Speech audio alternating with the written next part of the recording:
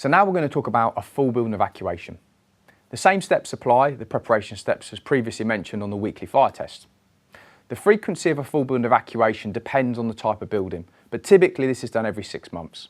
If you're a higher risk building, then you need to consult your fire risk assessment, as you may need to do a higher frequency of building evacuations. If you have day staff and night staff in your building, then the standard recommends that you do a full building evacuation every 3 months for the night staff and every 6 months for all the other staff. The aim of a full building evacuation is to activate the fire alarm system and time how long it takes for your staff to get to your evacuation point, for example in a car park. The maximum time that you should be looking for is 2 minutes and 30 seconds.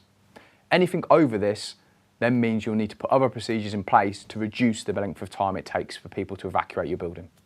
In preparation for your full building evacuation, you'll need to follow all the preparation steps of a weekly fire test.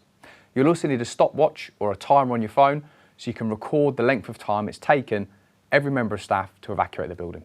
As well as preparing a stopwatch so you can time the length it takes to evacuate the building, you'll also need your fire alarm control panel keys, codes, and manual call point resettable keys from the weekly test. The third and final point of preparation is you're going to need a roll call system.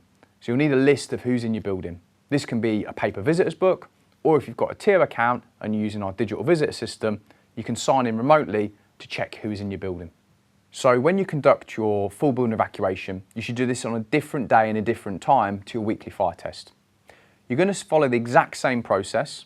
So you will activate a call point in the building like we showed you earlier. The moment the sounders activate, you'll then start your timer.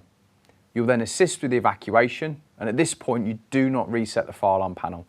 You allow it to sound and wait for all the occupants of the building to go outside to the muster point. As soon as everybody is accounted for, you can then stop the stopwatch and record the time. Once you've silenced your fire alarm panel and successfully reset it, you can now invite all your occupants back into the building. The final step is then to record the time and any issues with the evacuation in your fire logbook.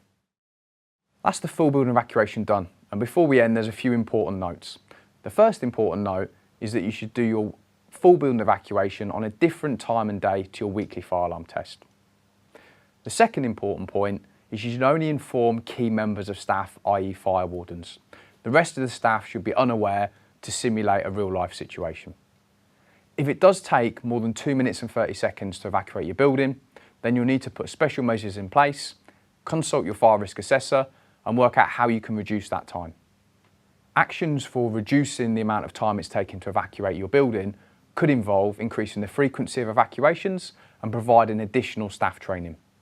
For high-risk buildings such as hospitals and care homes, please consult your fire risk assessor before carrying out any full building evacuation.